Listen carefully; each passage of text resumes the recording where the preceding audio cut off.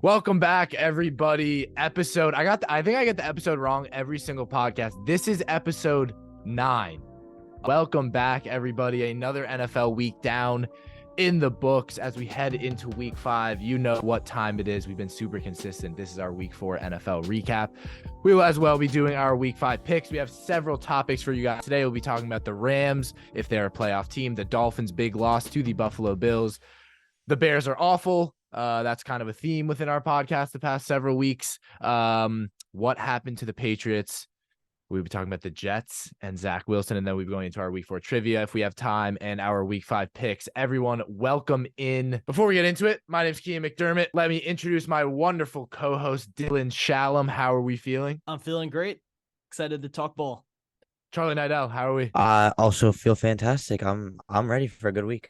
And Suraj Kadali. Suraj, how are you? Bit disappointed after last night, but we moved nonetheless.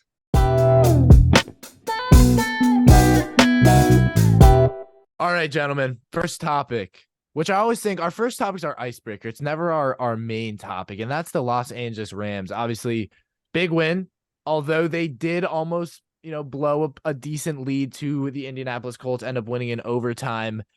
What do we think of the Rams? Because at first we were talking about, okay, I think the Bucs might be a sneaky playoff team. I think the Bucs are kind of the underrated team in this division. And now the Rams have been pretty good. They found a receiver in Puka Nacua, who I'd love to talk about, a guy who looks like right now he will shatter the reception record.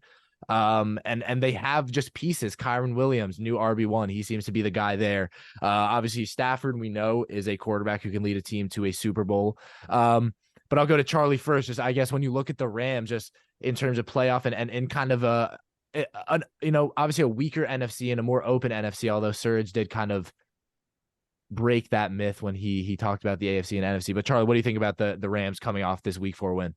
I think the Rams are a really interesting case in the NFL right now because I think a lot of people were expecting them to only win 3 games all year or 4 games all year. Maybe you said 5 or 6, but they're already 2-2. The concerning thing for me about the Rams is that the 2 losses are against the 2 best teams they've played. They played the Bengals and they played the 49ers, who were both in a conference championship last year, and they lost both of those games. And then they played against the Colts and the Seahawks, 2 teams that I don't think are particularly good in the NFL right now. I mean, people can disagree with me. I don't particularly like the Colts or the Seahawks this year.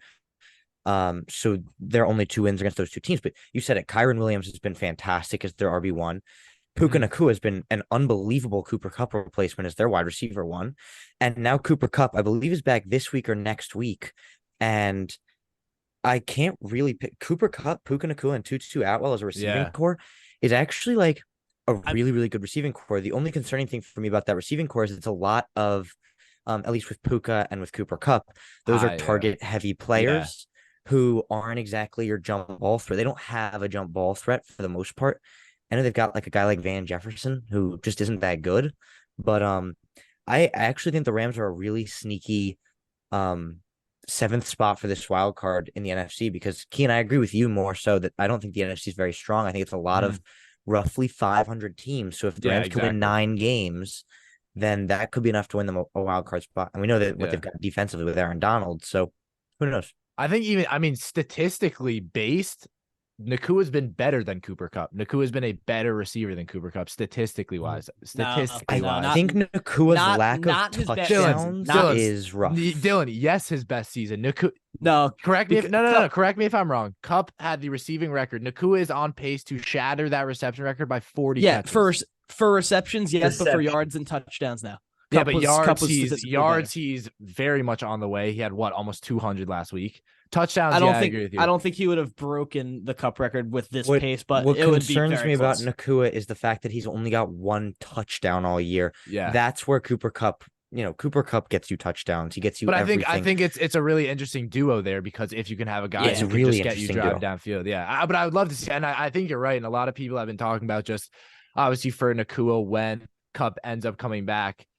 He's just a lot of people. And again, I don't like talking fantasy when it comes to the real sport, but like a sell high player, just because when Cooper Kupp comes back, we know how much of the target share, but it's super interesting too. To Atwell, good deep threat, really, kind of joystick type player. I think the Rams have an offense there. They definitely have an offense there. We saw Aaron Donald was fantastic against the Colts. So I think I agree with you 100%, Charlie. Playoff wise, I think they're definitely in the race if they can kind of, Absolutely. not lose a ton of games. Yeah, I mean, Puka Nakua's production is going to go downhill drastically, and it's not because he's going to get worse. It's not because Cooper Kupp's coming back just to occupy. It's because Cooper Kupp's occupying the exact space that Puka Nakua is occupying right now. So when Kupp comes back, there's no way on earth they keep Nakua in. I think the Rams are a playoff team regardless. I mean, going into the season, it was always a last dance type scenario because Donald's not coming back after this year. Stafford's not coming back after this year. Potentially you could lose Cooper Kupp. There's just a lot of uncertainty. McVay's been talking about retiring. So it's like, where's going to be the line that you draw? And they said, you know what, 2023, 2024 season, we have a chance to do something again. And it's going to be it. So you put everything into this season, you get yourself into a rebuild. And I think they've done a really good job in building a little mini rebuild after last season, getting Kyron Williams, getting Puka Nakua. And now you're kind of waiting for that last dance jump, but then you also have these young pieces. So it's a really good build into a 6 seed, 7 seed that could build into a team that really doesn't need their tank season. So I think they've done it really well. Yeah, I actually disagree though with the fact that Puka Nakua is going to get a lot less playing time with Cooper Kupp coming back. I didn't say playing time. I'm saying target share. You said I agree playing with time. that. You did say that he's not going to be on the field. I might have said it. I meant target share. But I think what actually is a common misconception is that Puka Nakua actually isn't really playing this slot. Not at least not nearly as much as Cooper Kupp has. He's actually, at least for the first few games, he was lining up out wide 70% of the time. So I think he gets a lot of a very similar route share to Cooper Kupp, and that's where maybe he might get hurt. But he's going to be playing at least a similar like first alignment to where he was before Cooper Kupp. So I agree, Serge. Yeah. And also Puka Nakua is a bit. He's what, 6'3"? Like he's definitely could be a target. But Cooper Kupp's also big. I think Cooper Kupp's not 6'3" though. Yeah. Not to like I think I'm with Serge on this one. I think Nakua is not necessarily occupying the Cooper Kupp role in terms of where he's playing and his play style. He's just occupying the Cooper Kupp role in the sense that he's the target leader right now. No. Cooper Kupp will come back and he will slot into this team seamlessly. It'll be Kupp and it'll be Nakua. No, both of them will play in it's not possible. perfect harmony necessarily. It's not possible. But I'm not saying that.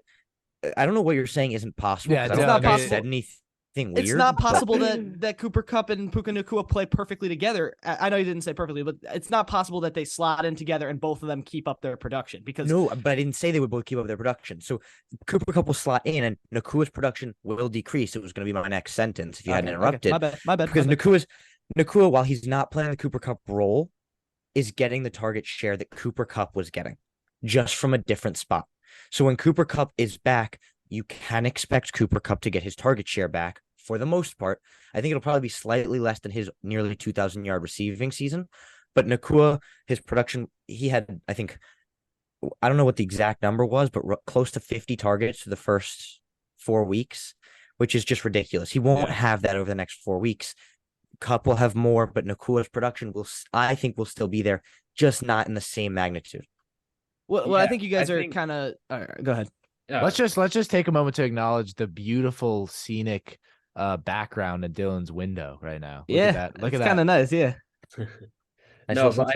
I think going back, I think we all can agree that obviously Puka Nakua isn't going to have the same production that he has without when Cooper Kupp returns to the lineup. But what he's proven is that he's actually a very good receiver. Mm-hmm. And I think what's going to happen is while his production is going to decrease, his efficiency is actually probably going to increase with Kupp in the lineup, because obviously he's going to have the targets that he's going to have. He's going to not be fed the ball as much, but when he's going to be fed the ball, they're going to be a lot more. He's obviously going to be very open a lot more, and he's going to have another weapon that he can really trust if Puka Nakua isn't open, because he's clearly the weapon that Stafford likes the most by a mile right now. So I think having two weapons with kind of different skill sets, in the sense that I know they kind of seem like similar players, but obviously Kupp, like you said, is a lot more efficient in the red zone, and they are similar players. They are if similar you look at the way they're running routes, there's subtle differences that I think. Of course, there are differences, but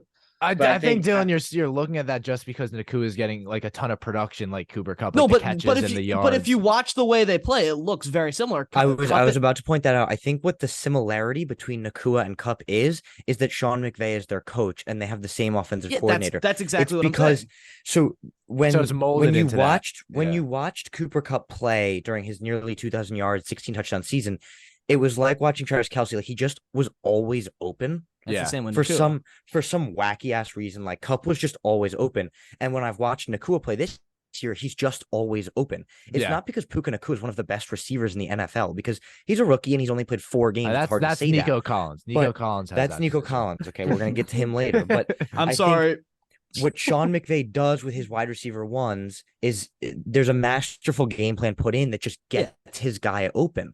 So That's the it's only not point that I'm they're trying to make. necessarily similar players, but they occupied a similar role in McVay's offense despite playing from different spots on the field. I would say they are similar players, but that's why they occupy the same role. That's the only point I'm trying to make. I agree, and I think I think by virtue, his production will go down. But I think first game the Cup comes back, watching Nakua, I think Nakua could very much have the same stat line. I think it's not even because Cup prefers Cup, or excuse me, why did I say Cup? Stafford prefers Nakua. But it might just because it's like kind of like, it's just like not memorization is not the right word, but it's just been such a consistent target for Stafford that just he hasn't been with Cup. So I wouldn't be surprised if Nakua stays productive for that first 2 weeks, even when Cup's back. But I think for the Rams, it's a good problem to have. Let's just say that it's a good problem to have 2 guys like that. What do we think? If let's do a game, we'll do a percentage chance that the Rams make the playoffs to close it out at 100%. What do we think it is? I'll go to you first, Surge. I think. Wait, sorry. Can you say the question again? My internet was what percent chance do you got the Rams in the playoffs? I would say right now, I'd say 60-70%. I think I'm pretty confident. They got Aaron Donald, who I don't know if he's still the best defensive lineman in the game, but he's still elite. He's still Aaron Donald. And they've got a few young guys around them that are making this defense better than what was expected. And I think the offense, again, like I said, I understand that obviously a lot of Puka Nakua's success is down to Sean McVay, but at the same time, I think you got to give him a little bit of credit, because we saw last year when Cooper We're not taking any credit from Puka Nakua. There was definitely like a lot. No one really stepped up to play that role that Puka Nakua is playing this year. But I think I would be surprised with Stafford, who seems a lot more revitalized than last year, with 2 really good weapons, with a guy like Kyron Williams, who's having a really good year, getting a lot of touchdowns. He's playing pretty well. I would be surprised if they don't make the playoffs. And like I said, an NFC that is right now a bit top heavy. So I'd say I think they will make the playoffs. You said the NFC wasn't top heavy, but well, it's not. I mean, it's like well, it is. Yeah. Now he's caught up. I wasn't really expecting a I was going to say I don't AFC, understand. no, What is your the percent NFC chance is they more make the top playoffs? heavy than the AFC. Like I I asked, wouldn't like, expect. So it I was a asked really a- straightforward question. I asked It a was This is very a very number- asked for the question. This is monologue. a It was number. I'm looking for a number. This is a and you numbers did. question, yeah. Don't go back to the Surge who does insane. No, I'm joking. Do whatever you want. But I'm just saying, like, we asked a very simple question and you just did not. Well, answer. I didn't hear you because like my internet was But then like. Charlie gone. repeated the question. My internet. but we're You off go track. to- Serge, what is the What is- percent chance that you think the Rams will make the playoffs? 60%. Okay, Dylan, what do you think? I'm going to give it a 57% chance. Okay. All right, I'm right in that area with y'all. I'll just because we're being weird, I guess I'll go 64.2%. I Yeah, think you got to it's, add a decimal in there. Nah, I think I would, but I actually am very confident. I think it's like a 40% chance they make it. I think it's like. I think it's very dependent on how these next few weeks go, and I want to see them with Cup, and then I feel like I can make my final decision. But I want to see them with Cup, That's see how totally they do fair. with Cup, and see if Donald can still be productive and kind of see the dynamic between the 2 receivers. But we'll Totally. move on, man. The Miami Dolphins, what an interesting team. They suck. Okay. Big blowout loss. You know what they say, when you score 70 points, you gotta try your hardest to let up 70 points. Dylan, how was that watch for you? That was painful. It was painful. I'm not gonna sugarcoat anything. That was a hard watch. And Dylan, I will preface this. I am not putting this on Tua that much. I do think that there were moments where it was his fault, but I do think the defense was horrible. At the end of the game, they just gave up. The defense was the Bears, was the Broncos. Like they just completely gave up. That being said, man, if you guys don't have Jalen Ramsey, you do not have a corner. And Diggs isn't even the best receiver in the league. And he was, I mean, I think I'll get into that. Yeah, the Dolphins they have a cornerback issue. And I think here's the thing. And I was ready to go in on the Dolphins, and I still am because I think they're a fraudulent team, and I think this game very you much just said that. they were Super Bowl contenders last I know. week. I did. And I'm I was very wrong, and I'm happy I was wrong. I was very wrong. Of course you're happy. Okay. I'm very happy I'm wrong. But I think I don't know. I think they faced here's the thing, Dylan. And you can agree on this. The Dolphins have a good offense, right? Like they've proven they can score points, obviously. And they go up against a Bills defense that's maybe top 10, and their offensive line looks like one of the worst in the league. They look horrible. You're letting Ed Oliver, that's disrespectful to Ed Oliver. He's pretty good. Gregory Rousseau, like you were just leaking sacks. Mostert had a terrible game, the 2 fumbles. I don't know. I think this is, if a Dolphins fan and Dylan, if Tua's Tom Brady, in your opinion, I think they faced a pretty good team and they looked very, very bad. Yeah, I'll let Charlie talk before I go. Go ahead. I just wanted to throw this out there just so that y'all don't get confused. Like I did not watch the game this weekend. I just, for whatever reason, I was watching football. I just did not watch Dolphins Bills, despite it being game of the week or whatever. But if I can sort of, from what I've heard of this game, from the Dolphins games I've watched, from the Bills games I've watched, Dylan, I think you can agree with this. The Dolphins defense has looked awful this year. It's been problematic. I'll get into it much more in depth. 34 points against the Chargers, 17 against the Patriots, 20 against the Broncos, and 48 against the Bills. Those are really, really bad numbers. So while the Dolphins offense has looked like probably the best offense in the NFL so far, with the exception of this week, the defense is really letting them down. And while I know they're in that Super Bowl contention in some people's minds right now, maybe less people after this week, the defense has to figure that out, because they can't just score 70 every week. They can't even just score 50 a week, which they would have needed to beat the Bills this week. The Dolphins, I'm still high on the Dolphins. I really like the Dolphins, but they have to bounce back from this, and they have to kill Buffalo when it comes to Miami. So I'm not going to move any goalposts here. I still believe that this is the best offense in the NFL and needs a little fine tuning on defense. Sure, that was a really embarrassing performance. I think Vic Fangio's got to figure some stuff out personnel wise, but I still think it's a defense that can compete come January. I think it's a team that will win 11 plus games this season and be a Super Bowl contender through the whole thing. Buffalo proved me wrong, though. I came into the season thinking Buffalo's not a playoff team. Orchard Park, apologies. Orchard Hill's a dorming complex over here. Orchard Park is the most difficult place to play an away football game in the NFL right now. I think Bills Mafia really threw off McDaniel, threw off Tua's timing, and they really did.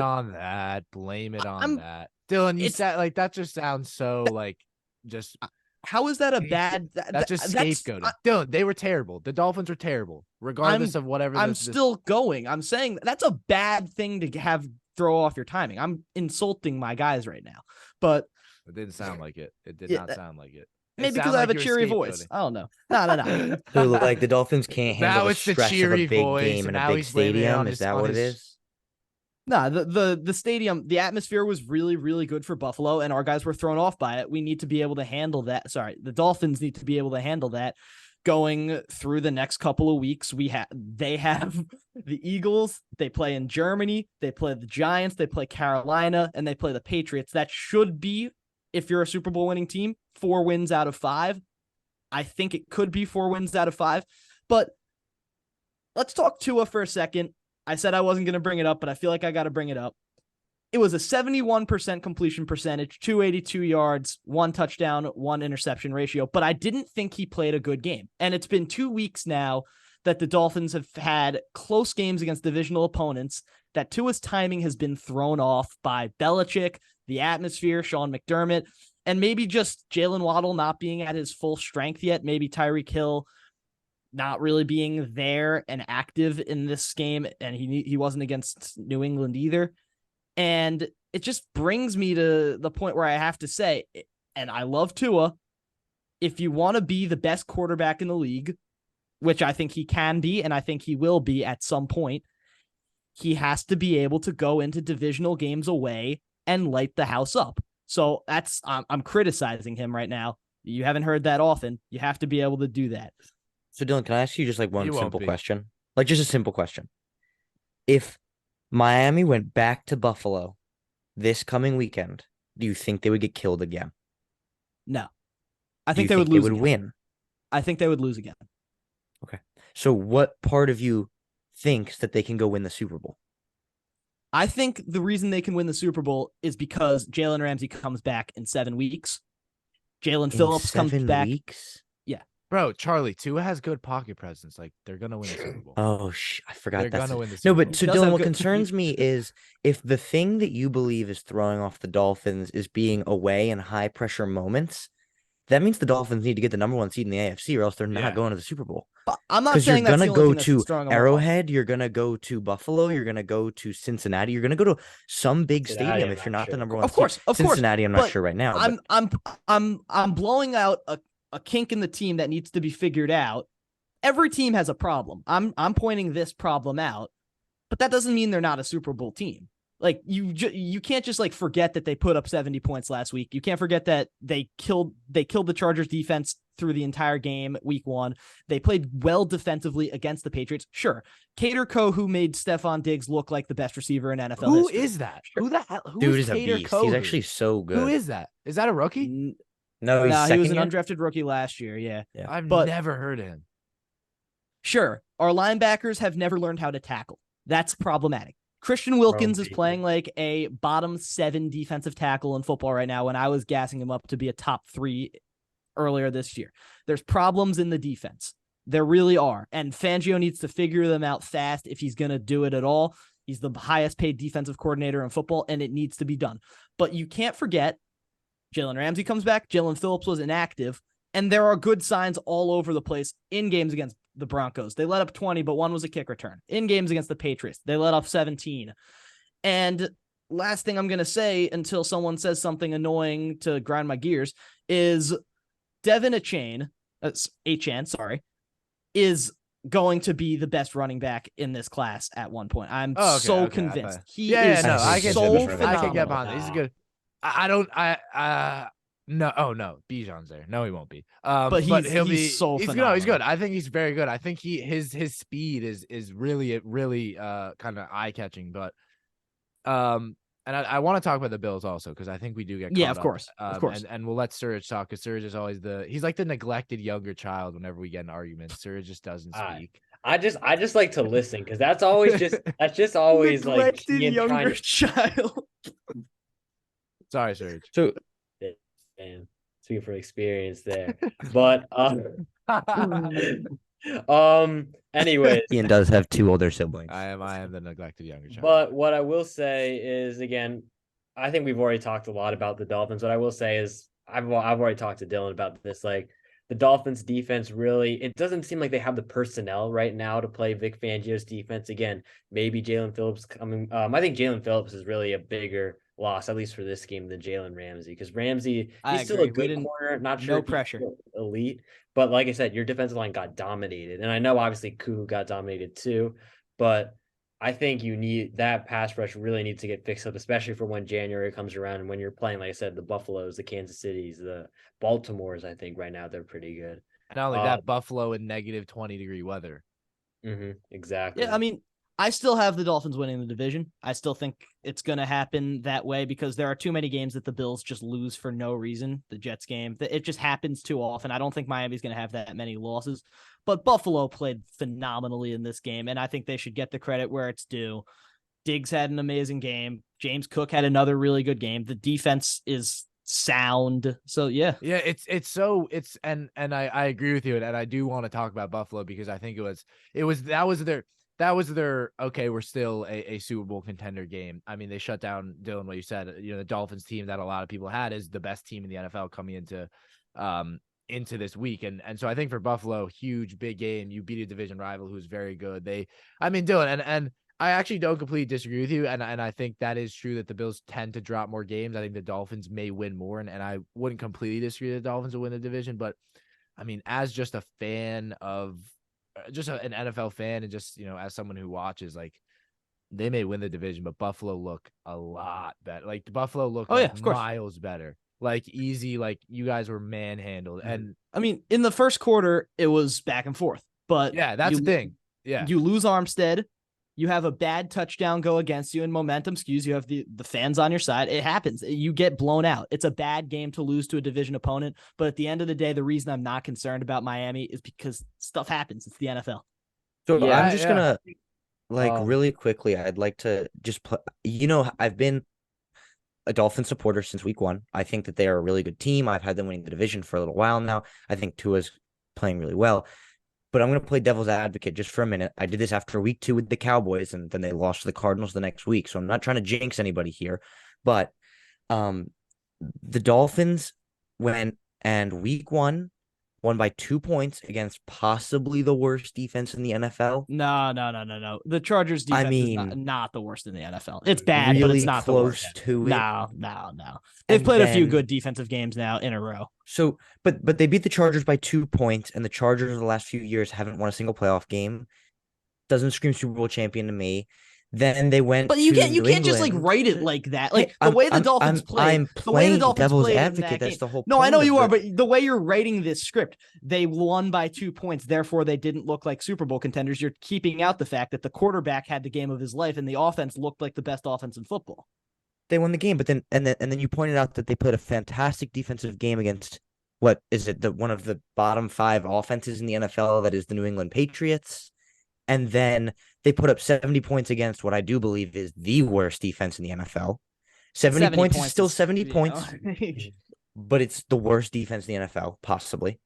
And then they go and get killed by the Bills. So I don't like the way you're painting the Chargers and the Patriots to be just bad teams, though. Just based on Patriots are just a bad team. We're going to talk about the Oh my God! I don't think they are. Watch it. We are going to talk about the Patriots, and I don't want to do the thing where we jump to different talk. The Patriots are horrible. They had a bad game. They had a bad game. And if we're not going to just agree that the Patriots as a whole are horrible, the Patriots offense is horrible. Yeah, sure. Yeah, I agree. And you said your whole thing was the Dolphins played a great defensive game, and that's because they didn't play a great offensive game.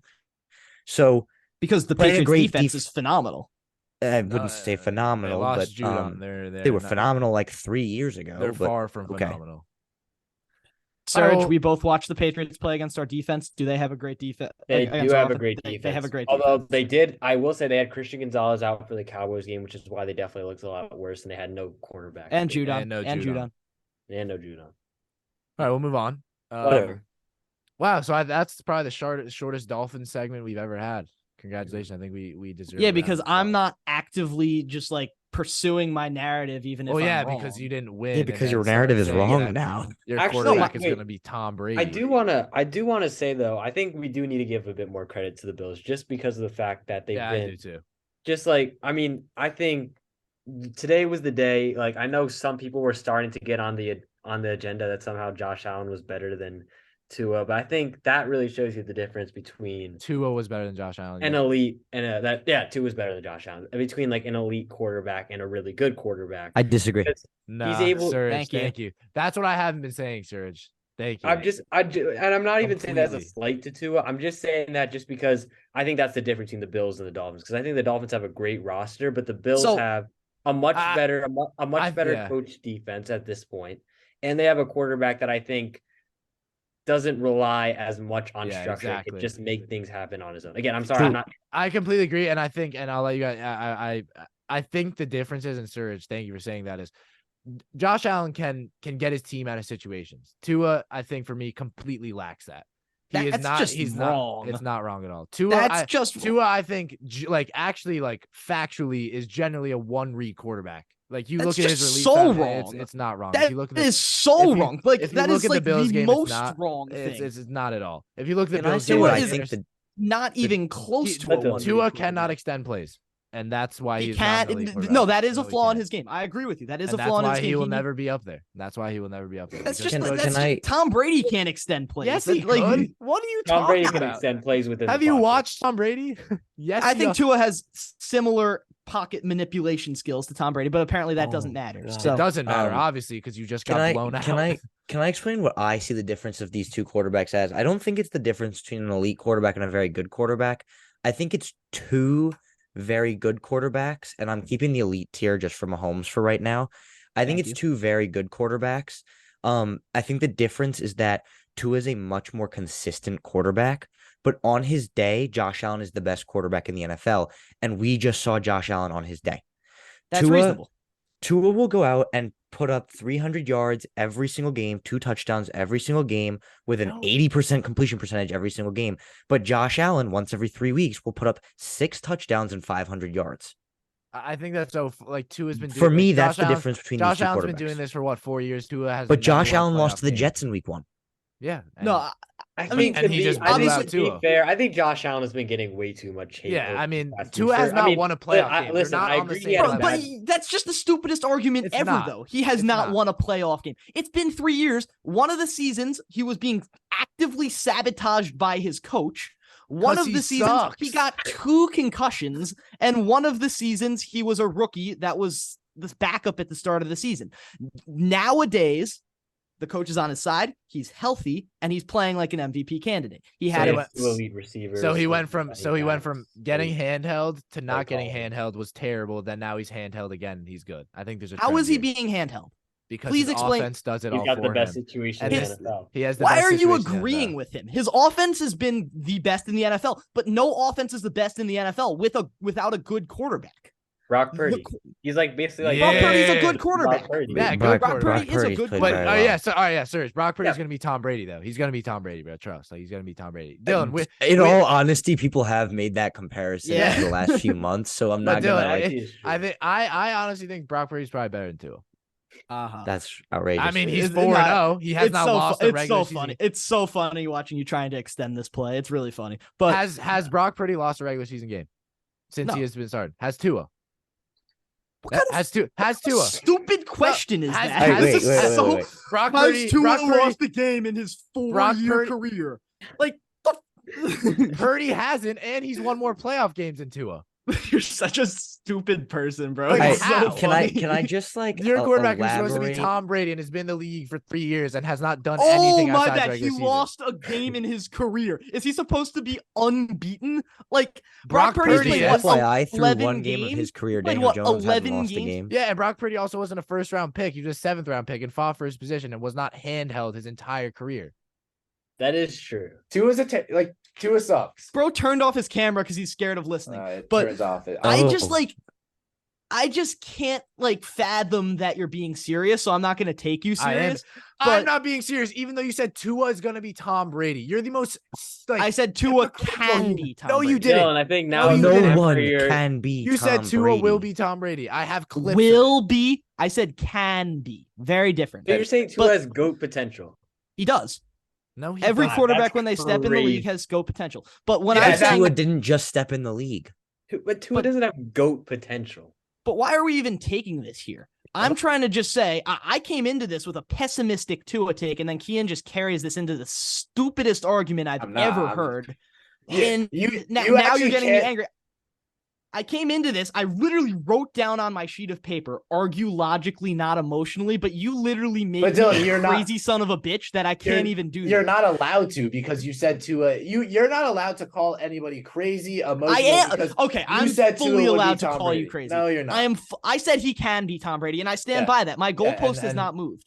But And he has not I won would- a playoff game, and I will use that until he wins a playoff game. does Justin Herbert suck? No. He has not won a playoff game. I didn't say he's Tom Brady though. You did. You are holding Tua to. But you the said I goat. just- can I- you said Tua sucks because he did not win a playoff game. Justin Herbert did not win a playoff game. Therefore, by your logic, Justin Herbert sucks. So also, if this Tua means didn't that win a winning a playoff playoff game, game even though is he's the had the metric best for not situation in the sucking, NFL, and that Herbert means has one of Daniel the Jones worst is the best situations quarterback in the NFL. Yeah, I think Yeah, Daniel yeah. Jones is better than Tua. I've been Okay. saying that. Week And I think 5, Brock I will Purdy be is there no V2. matter what. Okay. But like Dylan, the difference between Tua and okay. Herbert is like Herbert has one of the worst situations in the NFL, and Tua has. You're literally laughing because you're trying to antagonize me. It's so funny. But, like, I find it honestly, hilarious. It is because true. Dylan actually doesn't really have a leg to stand on, so he just goes on these like radical takes that. What do you mean I genuinely don't make have no a sense. leg to stand on? Tua You has don't. been statistically the best quarterback in the league this season. Do we have any popcorn in here? He's been He's No. been the That's worst why I quarter- tried Charlie. He's that's been the reason best why I tried to quarterback, extend even this though topic, he 'cause I knew he faces was actually coming. like a set. He Bro, faces like I a was defense giving that's him not stick. even that I was good. giving him stick. I'm still saying he's a great quarterback. I was saying he needs to step up in big games, and you're coming in here saying he doesn't deserve to be a starter or some stupid shit. Yeah, So that's like, what I said. That's Low what key, I said. Mike of White course shit I'm gonna talk. argue back. Like you just twist our word. Like I'm right. Also, I twist your words. Brock- Okay. Brock Purdy is better than Tua. Wait, Daniel Kian, Jones I is have better a than Tua. question. Daniel Jones is better. Ian, I have a than Tua. question. How many What? quarterbacks do you think into a situation would do better than him? All of them. Like literally all of them. Okay. Any other non-one read On to the quarterback. next topic. Let's talk about the Bears and the Broncos. Herbert What would do better. happened? What happened with the Bears and the Broncos? Because I thought the Bears were going to go ahead and win that game pretty comfortably, and I've been a field hater. That Dolphins segment is closed. As always, let us know what you guys think down below. We have the Tua stands and Tua now. But I hate the you guys so Chicago much, by the way. Bears, one thing me and Dylan agree on, or not agree on, I think we all agree on. We've talked about them, I think, every single week. It's either Fields or it's the Bears. And we can talk about them and the Broncos. Obviously, the Bears are terrible. That's literally what I wrote. I sent you guys a topic before we started recording. It said the Bears are terrible. That was the kind of the note, and I think we can kind of stand by that. Here's the thing, and I think we had somewhat of closure here because I don't think this was on Justin Fields. At a point in the game, I believe it was maybe early third quarter, just before the second half. He was 16 for 17, 3 touchdowns, I think 200 some odd yards. He ended the game with a 132.7 passer rating. I thought Fields was not the problem. I'm fully now on the train of it is 100% the coaching staff. And I was looking back in history. I saw some other videos. Thank you. They kind of tend to have this kind of thing of firing coaches who are actually successful. Like as much as Nagy was terrible at the end, he had a winning record. He led them to the playoffs.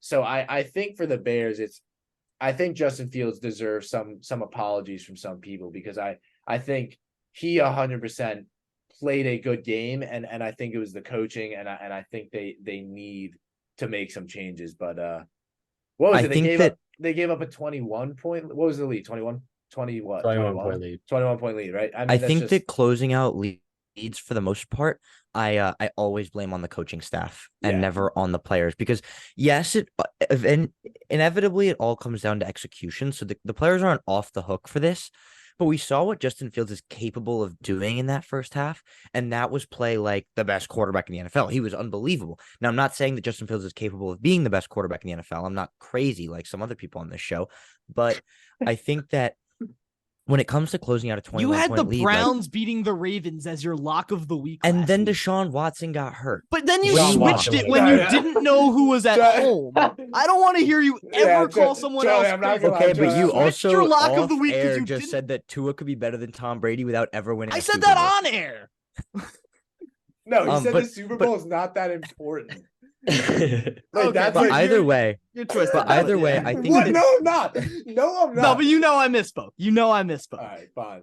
Charlie did say. wait, Jerick did you McKinnon. misspoke when you said that Tua could be as good as Tom Brady too? Or No, was no, that... no. I meant it. Oh, shoot, Charlie 'cause I did could say never that tell the sometimes Jerick McKinnon gets 500 yards, so we all miss. They- But I blame this totally on the coach, and I've been blaming it on the coaching staff all year. You guys know that. Yeah. Blowing a 21-point lead against one of the worst teams in the NFL, that comes down to play calling and how do you even blow a 21-point lead against that team? Yeah, I don't know That's how it's ridiculous. Their offense, The to be fair, Broncos isn't just blew a that bad. 21-point lead against the Redskins or the Commanders, sorry. And now Oh. they're going and coming back from 21 You're against canceled. Dude, I don't care at all. They're still the Redskins and they always will be, but whatever. Oh my god, Man, being spicy today, are we? it's getting the racist. Commanders is such a I such a can't say that. stupid name. I can't. Yeah, it is. Um, Stupid name. Sam but Howell's I- a dog, though. Sam Howell's a dog. Sam Howell was so good. Yeah, was watching I that actually game. give Charlie some credit there because I hated on Sam Howell. Did Charlie. you Me see too, the bro. Terry McLaurin? Did you see the ball to Terry McLaurin, whose Yeah. foot when he stepped Yeah, on his that poor arm and then was safety. out of bounds? Ah, That pass yeah, was so perfect. that poor safety But he just he stamped. stepped on on his him. hand. Yeah, though. that- He oh. stepped right on his arm. Ah. Yeah, But we're not even talking about the Commanders right now. I don't know. I blame it totally on the Bears coaching staff. I've said that before. I'll say it again until they're all gone and there's a good coaching staff in there. Even if the Bears have what looks like could be the number 1 and the number 2 pick in the draft this year from the Panthers, For me, I'd be looking trade number 1 and draft Marvin at number 2 because I don't think quarterback is their biggest need right now. I think they might have the Okay, first no, you and the can't do that. second pick at this point with the way the Panthers are doing right now. If That's- you that's what end I with said. the first, if you end with the first overall pick 2 seasons in a row, you have to blow everything up. I know it might be unfair to Justin Fields. I know he might flourish somewhere else, but there's no scenario that you're Yeah. allowing yourself. But to keep and that. Dylan, it's not even that, and they sit with the first and second overall pick. You can't pass up on Caleb Williams because I genuinely think if he continues to have the season, I think he'll be a better prospect than Trevor even if Lawrence the was. best, but even if the best player in the draft class was a different position, 2 seasons with the worst record in a row, it and I know it might be unfair to Fields, but you can't do it. It can't. Yeah, but I think Dylan, this if there was no situation really- quarterback, this is very much because Caleb Williams is there. If there was no, and good also, quarterback, they would keep Fields. I'm not letting Fields off of any hook because he's been terrible throughout his whole NFL career. So yeah. I think really the like situation a Tua. lot reminds me of Okay. reminds me a lot of the Sam Darnold situation with the Jets, where eventually at the end of the day, I think Chicago has to clean house, especially with Matt Eberflus, who's now looking like more and more of a puzzling hire every day. told you with that was saying- stupid when it happened, and you were Literally- like, "Oh no, I love literally that hire. said- I'm Surge, and I love the Matt Eberflus hire." Yeah, Did I say thought so. that? You did. You I said mean, he I was might the. have. I You just said he generally was the don't best remember having a coaching strong hire of opinion that about cycle. Matt You said he Eberflus. was the best coaching hire of that cycle. Surge. Damn. You know what? I'll trust your memory, but that was a mistake.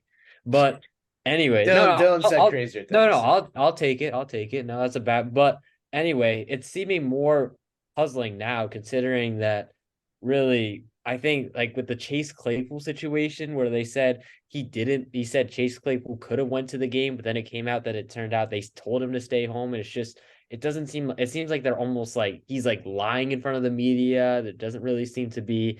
The whole thing with Claypool is so weird. Yeah, Yeah, They're and like it's- trying to throw him under the bus. Yeah, I and also it's feel like like we all no- forget how there's good he was his literally rookie no, year. like, Mapletron, man. Dude, yeah. what was it? 4 touchdowns in 1 game. Yeah, To be fair, he's been very lackluster. it's been a yeah, good he did- amount of time. He since- does yeah. kind of deserve what. No, he does deserve it, but the like lying to throw him under the bus, it just doesn't make sense, and he definitely Like, doesn't seem like a coach I'd want You're to just play for. acting like scared to like just cut him. Just cut him. Like if you don't want I- him on your team, there's no need to have him on your team. Like you I made a think- bad trade. Done. In this yeah. situation, I think it's pretty much inevitable. They might keep him for the season just to tank for Caleb, but I think he's gone at the end of the year. Ryan Poles, there's a good chance he's gone at the end of the year, even with the trade he made with Carolina. I don't think he's done a great job here so far. If you're not improving, in fact, it looks like they've regressed from last year. I just can't see a situation really where the Bears pass up Caleb Williams. Then they could also take the fact that they have the chance to restart, like kind of get a complete clean slate with Caleb and Marvin Harrison. I just can't see them trading that away for Justin Fields, who really hasn't proven nearly enough to be worth keeping, even if he does have a lot of untapped potential where he could thrive somewhere else, like we saw against Denver. And I think that's the whole thing. And Dylan, I agree, and I do think that makes sense in terms of if you get the first overall pick 2 seasons in a row, you kind of have to blow it up. But I think if it was not for Caleb Williams being in the draft and there was no good quarterbacks, they definitely would not go there. That being said, they have the first and second overall pick, and they had Caleb Williams and Marvin Harrison, and they translate. That's a Hall of Fame wide receiver duo. Like that's like a Super could Bowl. totally go down as one of the best duos in like NFL history. Easy. But you have to get the first thing has to come first, and you have to get the coaching hire right. You Exactly, have to get and they will. a good They will. offensive-minded head coach, because the Bears have gone defensive-minded and Matt Nagy way too often. And they'll blow it up. They'll if Fields goes, they'll definitely blow it up. But I think, yeah, I mean, for the Bears, it's puzzling. For the Broncos, finally you get a win. So I mean, does this change any of your opinions on the Broncos? No. Nope. I knew that was gonna be a quick answer. That being Yeah. said, Marvin Mims is that dude. He's good. Really, really Very good. Yeah, very good player. Yeah, I mean, for the Bears, it's just kind of I think that's really what it comes down to, is like you have two like genuine generational players that you can get. So it's so hard. And I'm definitely not a Fields hater. I think he's a guy who could obviously showed he can be a productive quarterback, but For them, it's just not that. And I think, unfortunately, for Fields, he's just not really seeing the field fast enough yet. And I think that was a problem last year, and I think it's kind of worn off a little bit this year, but it's still a problem. So I think for the Bears, there needs to be a big change. And if I'm the Bears, the prospect of getting Caleb Williams and Marvin Harrison is so hard to say no to, especially because I think Fields could get you a decent amount of draft capital. I think you get a 3rd round pick. Maybe if you play your cards right. Yeah, second, I say second. So I think if you're the Bears, it's a tough one to kind of say no to, and especially for Fields, because you can't really be like, this is on you. So it's definitely kind of a crappy situation for Justin Fields, and I hope it all kind of gets fixed. But I hope that he ends up going to a team and really flourishes there. So I think the Bears just might have not been the spot for Fields. But we'll move on now to the Patriots. And before we all talk about this, Mac Jones, if I'm a Patriots player, if I'm a Patriots coach, I hate Mac Jones right now. He has character issues. He has big character issues. He's a little bit of a malicious player. Like I was waiting to say that. I was waiting to say that. He has on now 4 incidents. Sauce Gardner, Jaquan Brisker, Brian Burns, Eli Apple, all players. The Brian Burns twist, what he did to Sauce Gardner, the throwing the ball to Jaquan Brisker one. No, not the throwing the ball at Jaquan Brisker. The one he was sliding, he puts his cleat up and kicks him in the, red card. Yeah. Unreal that he's gotten away with this for this long. Yeah, and if I'm a defensive lineman against him, I'm playing Sean Payton bounty mode. Like, and that's what I heard once or twice. He's becoming the Grayson Allen of football. Yeah, I heard that. Yeah, I heard that. Like, also the Patriots suck so much that I just don't even care. But whatever. Yeah, I care because we can't beat them for some reason, even though they're so. Because y'all suck more. I mean, Matt. Yeah, I mean, I just not so even no. The Jets being allergic to beating the Patriots will forever be funny to me.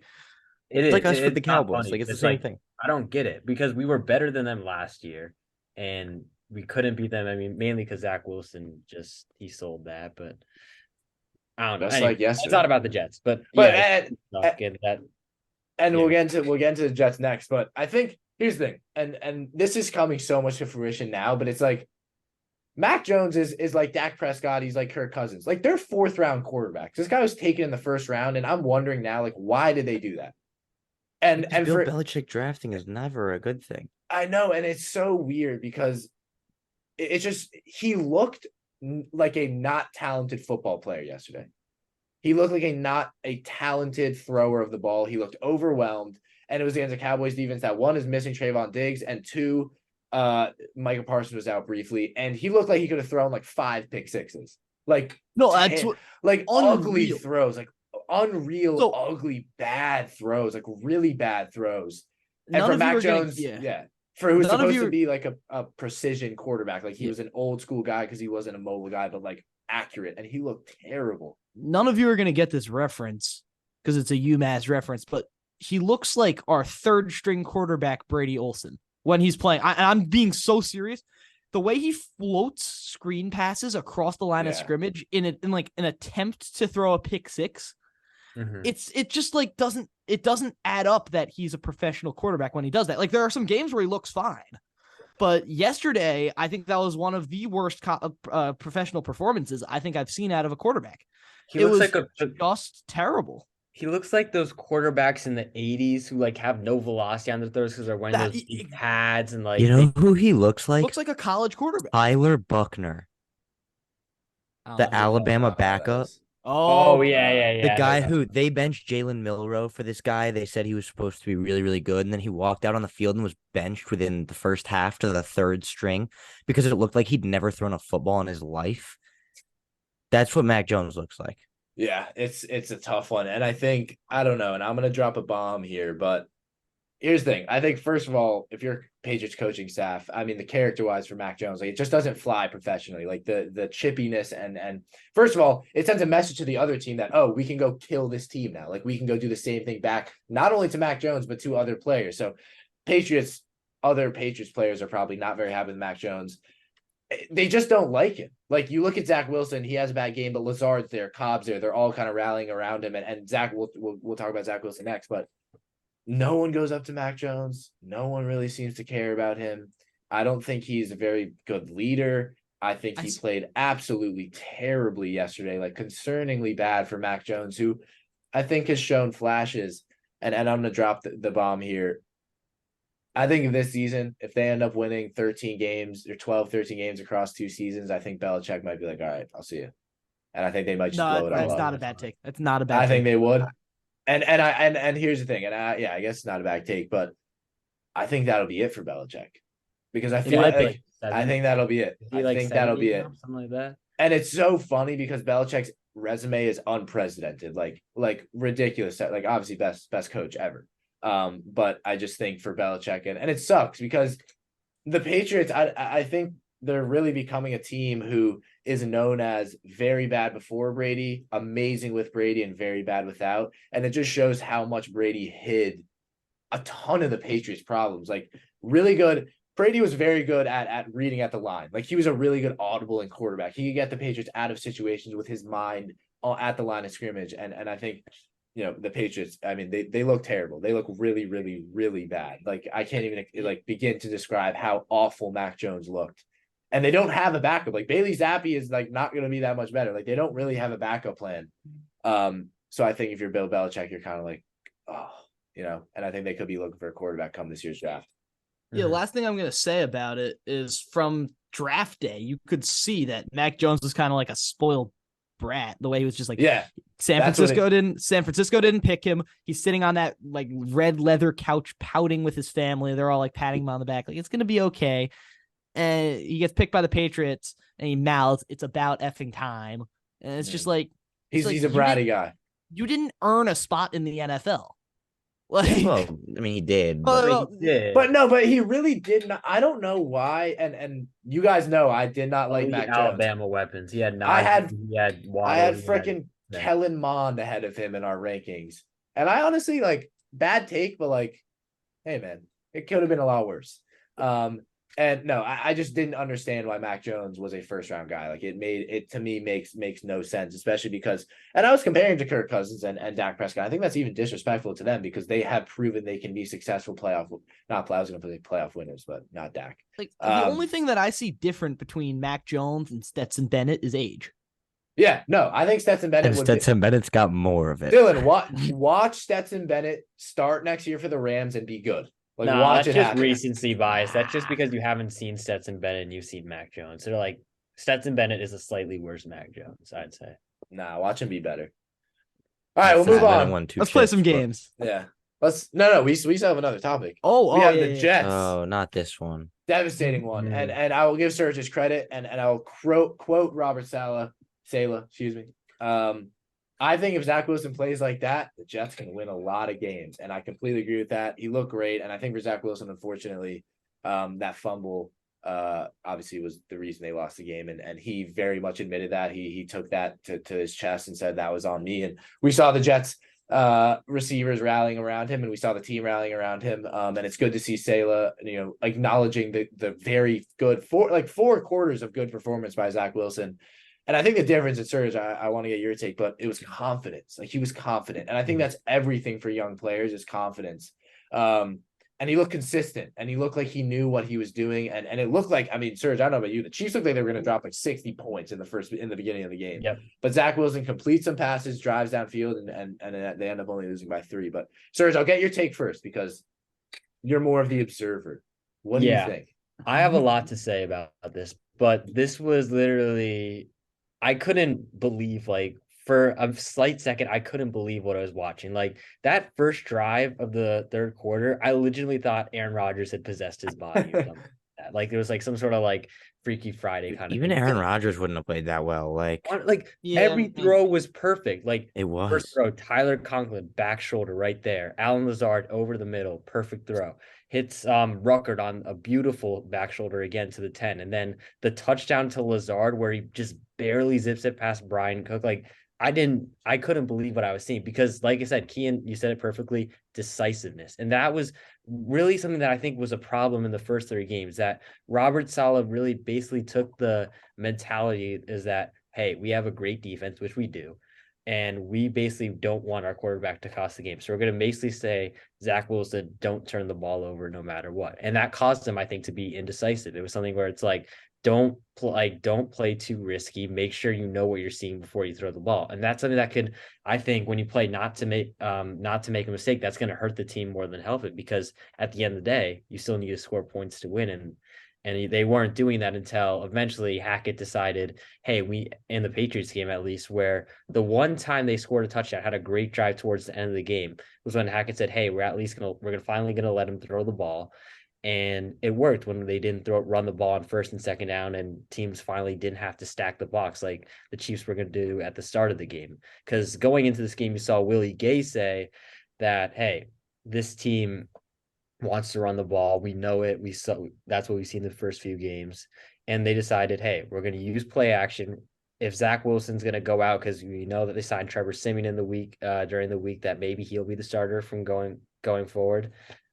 That Zach basically, if he's going to go out, he's going to have to go out swinging, and that's what we saw today. And he was decisive. He was so decisive. And I think this was like kind of, I mean, it was a better version of his Bucks game in his rookie year, which is something I brought up a lot last offseason, where I thought maybe he'd take a growth and be a lot more decisive. But here we saw him really confident in his throws, and he still didn't make perfect reads. Like on the touchdown on Lazard, he kind of maybe shouldn't have thrown that ball, because Brian Cook kind of saw the whole way and he was this close to getting a hand on it and even picking it off.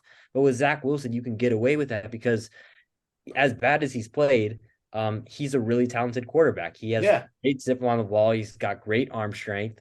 He can fit those throws like a guy like a Justin Herbert can. Obviously not to that level, but he's a similar caliber is what I mean. And that's what everyone says is coming out of college, very good quarterback. Like exactly. And I think that's really what you need to see, that he can afford to be more decisive than other quarterbacks. He can afford to make those throws that a lot of other quarterbacks like Mac Jones can, because he doesn't have any zip on his throws. He has to make sure that he knows what he's seeing.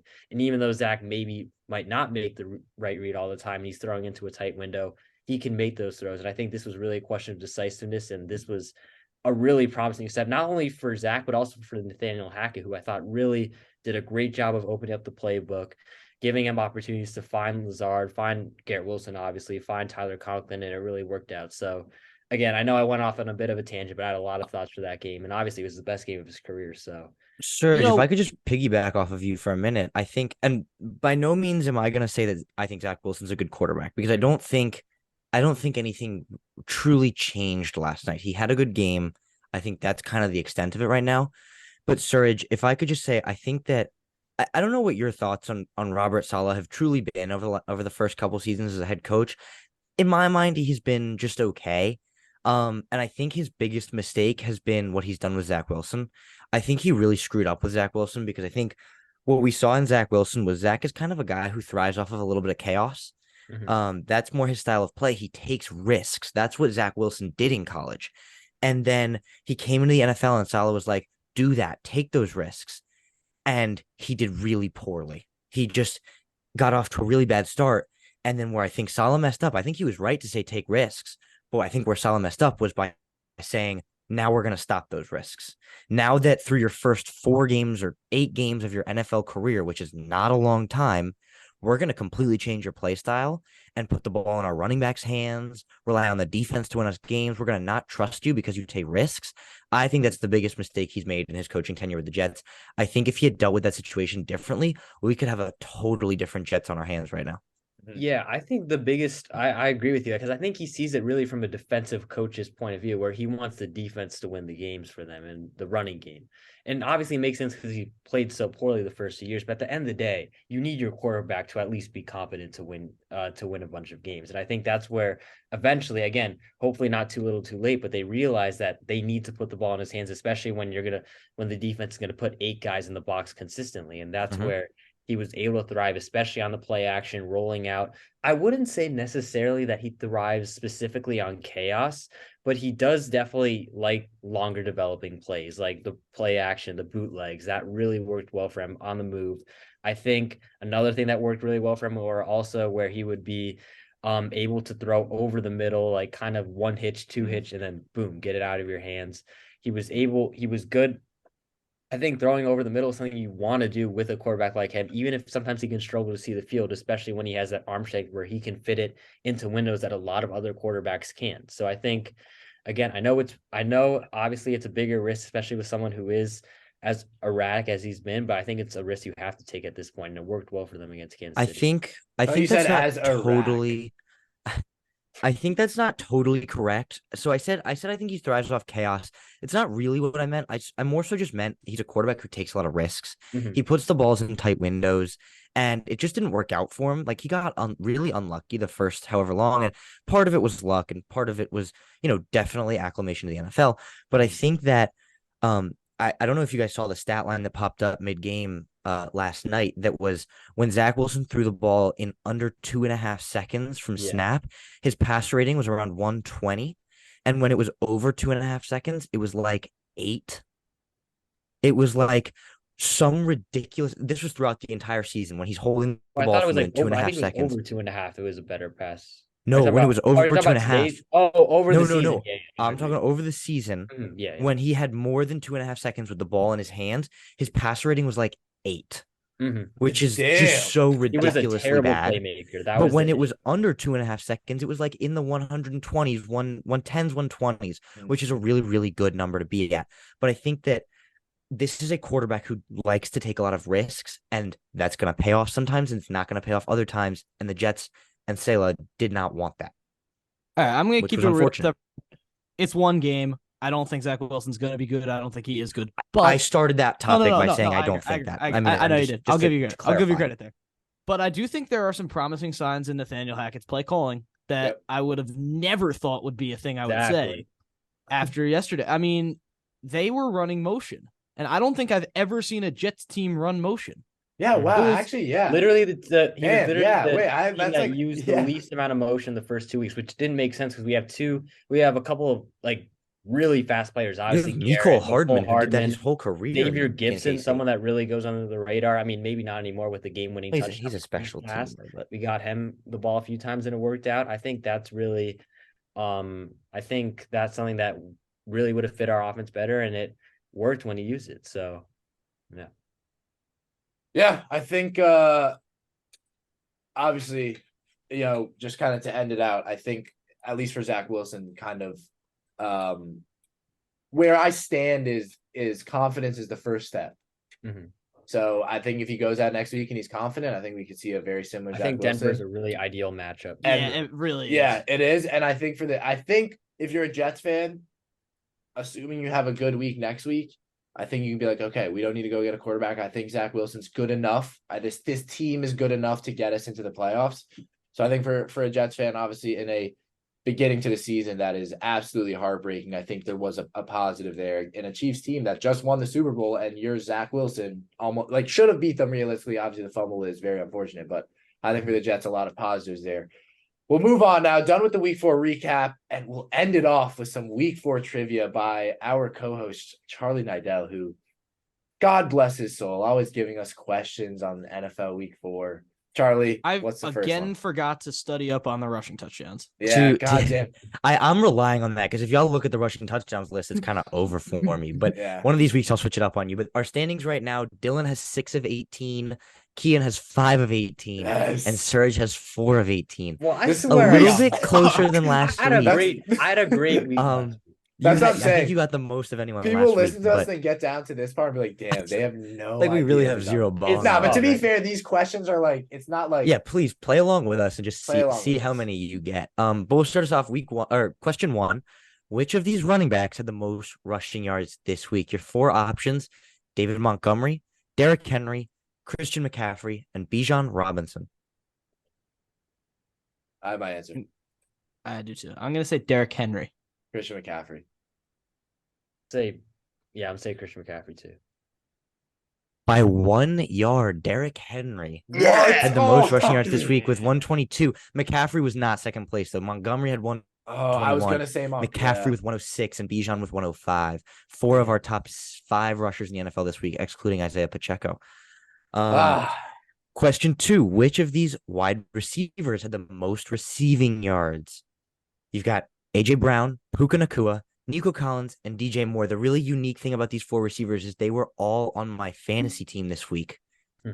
2 of whom were on the That's a bench because I also tough have one. Devontae Adams. I know Nakua, Char's not going to say Nico Collins and have him lose, so that eliminates him. I'm gonna say AJ Brown. I think it's AJ Brown. It was what was the last one? It was Nakua, AJ Nakua, Brown, Collins, DJ Moore. and I'm gonna say AJ too. I'm gonna say AJ. AJ Brown did have the most receiving yards this week with 175. Nico Collins with 168, Nakua with 163, and DJ Moore with 131. All right, good Our week 4 for top DJ Moore. receivers this week. Good to hear that from DJ Moore. Third question. You guys are gonna have 10 seconds to answer this because it's gonna take too long if y'all take a while. But this is a free response question. How many teams scored 10 or less points this week, not including Monday Night Football? I'm gonna say 2. Wait. Yeah, 2. I was gonna say 2 also. I'll say 3. I knew this was a tough question. There were 6 teams that didn't score 10 points this week. What? You have the Falcons, Browns, Steelers, Saints, Bengals, and Patriots, all of whom yeah, scored less actually, than 10. I forgot points. about I was 10 or only less. thinking about the Pats and the Bengals, but yeah. Yeah, Mhm. and I forgot this. Yeah. Question number 4. Which of these quarterbacks had the highest passer rating this week? You've got options of Joshua Dobbs, Cooper Rush, Sam Howell, and Dak Prescott. Sam Howell. Dak. Although Howell, I'm gonna say Dak too. Correct answer was Dak Prescott. Yes, at a come on. 108.5 passer rating, Fields just had a barely better beating one. out his backup, Cooper Rush at 108.3. There we go. Josh Dobbs at 102.2 and Sam Howell at 98.6. Sam Howell's a dog. At one of these episodes, we're gonna talk about That should have been Sam a. That should have been. Yeah, a it should have cap. been. I know it should have been. This one is a pretty free point for you guys, I believe, because this is 2 unbelievable stats. This one's the guys I know one this where one. you guys work together. One quarterback in the NFL had a perfect passer rating of 158.3 this week, and one defensive player Khalil had Mack. 6 sacks this Khalil week. Mack. Oh, we all know The it's 2 Khalil players. Mack had the Khalil Mack had the 6 sacks. Charlotte, what was the question? The quarterback perfect passer Someone rating. had a 158.3 perfect passer rating this I week. think that might Wait, be Josh Allen. Wait, 158.3. I didn't even know that. That's the perfect passer. That's the rating? perfect passer Perfect rating. passer Oh, rating. I never the knew best that. you can do. I think that's it's Josh Allen. No? I think it Yeah. has to be Josh I think Allen. it's. Could it be Lamar? No, No, I think it's Allen. I think it's Allen. Yeah, I let's wouldn't go be Josh surprised Allen. if Stroud was in there, actually. I think it's No, Josh he Allen. He didn't have enough. Like he had like. I think it was Allen. His completion percentage wasn't high enough. I Yeah. don't think. I'm Let's gonna go Josh Allen. Yeah, I Allen. said Josh. Yeah. That's correct. You got Josh There we Allen go. and Khalil There Mack. we go. That's the What first if time you this- guys have gotten that question right. But Come on. hey, and y'all are doing really well this week. Really we go. boosting your score so far. So what's the Question 6, Okay. our last question. Name players with rushing touchdowns until somebody messes up. You get 1 strike each. We're going Key and Surge, Dylan. That's going to be my order for today. all right? Let's do it. Devon Achan. What is it? Chan. Achan. Sorry, Devon Achan. All right, that's correct. He had 2. Isaiah Pacheco. Pacheco had a rushing touchdown. Lamar Jackson. Lamar Jackson had 2 rushing touchdowns. Josh Allen. Josh Allen had a rushing touchdown. Latavius Murray. Oh. Wait, actually, Latavius Murray, name out of left field, who did not have a touchdown. Surge, I know you're talking about because he had that break through the hole and he Yeah. had that huge Yeah. run, but he There didn't were, score. to be clear, only 19 players with rushing touchdowns this week. Oh wow. oh, David So- Montgomery. which is slightly less than most Yeah, weeks. Montgomery had 3, our touchdown leader, or one of our touchdown leaders. Damian Pierce. Or no, sorry, Derrick Henry. Derrick Henry had a rushing touchdown. Oh yeah. Damn, I was gonna say Derrick Henry.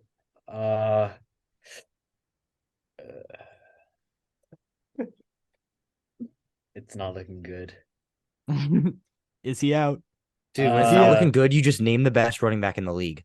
Oh, I need Christian an answer. McCaffrey. No. Christian McCaffrey had a whopping 3 Ah, touchdowns come this on. week. Yes, Lucky thank you, buzzer, Josh. Josh Jacobs. Josh Jacobs had a rushing touchdown. I'm gonna go Dameon Pierce because the Texans scored a ton. No. Damn it. 1 strike for Keenan and 1 strike for Surge. Surge? Zach Moss. No rushing touchdowns for Zach Moss this week. Oh my Bye-bye. Khalil Herbert.